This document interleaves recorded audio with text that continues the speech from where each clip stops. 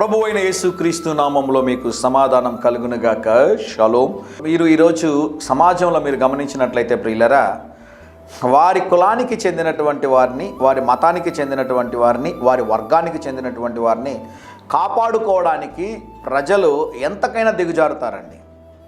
ఎటువంటి వారు పాపం చేసినా, ఎటువంటి తప్పిదం వారు చేసినా, హత్య చేసినా కూడా వారిని కాపాడడానికి వాళ్ళ కుల సంఘాలు కానివ్వండి, వాళ్ళ మత సంఘాలు కానివ్వండి, వాళ్ళ నాయకుడు కానివ్వండి, వారి ప్రభుత్వము కూడా వారిని కాపాడడానికి ప్రయత్నం చేస్తుంది. వారిని వెనకాల వేసుకొని వస్తూ ఉంటుంది.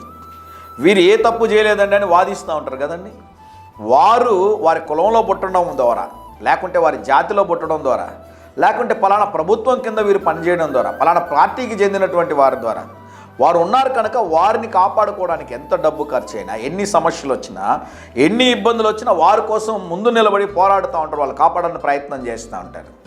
అయితే నీకు మాట చెప్తున్నాను, జాగ్రత్తగా గమనించండి ప్రియులరా. కీర్తనలు 37వ అధ్యాయము 28వ వచనం. ఆయన తన భక్తులను విడువడు. దేవుని నామానికి స్తోత్రం కలుగునగాక. నీ దేవుడు ఎటువంటి వాడు అంటే, ఎవరైతే దేవుని యందు భయభక్తులు కలిగి ఉంటారో వారిని విడిచిపెట్టే దేవుడు కాదు. ఆ కుల సంఘాలు, ఆ రాజకీయ పార్టీలు లేకుంటే ఆ వ్యక్తులు వారి కోసం, వారి ప్రజల కోసం ఏదైనా చేయడానికి సిద్ధపడతారు. అయితే నీ కోసం నీ దేవుడు ఏం చేయడానికి సిద్ధపడ్డాడో తెలుసా?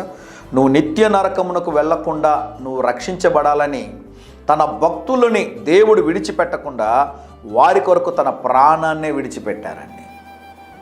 నీవు వెళ్ళవలసిన నరకానికి వెళ్లకుండా నీ కొరకు, తన భక్తుల్ని కాపాడడం కొరకు తన రక్తమును దేవుడు చిందించి ఉన్నాడు. ఆయన నిన్ను ఎన్నడూ విడువడు, ఎడబాయడు.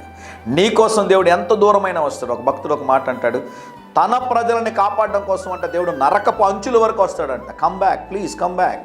నువ్వు రావాలి నా దగ్గరికి. నువ్వు మరణించడం నాకు ఇష్టం లేదు, నువ్వు నరకంలోకి వెళ్ళడం నాకు ఇష్టం లేదు అంటాడంట దేవుడు. నీ కొరకు ఏదైనా చేయడానికి దేవుడు సిద్ధంగా ఉన్నాడు. భయపడొద్దు.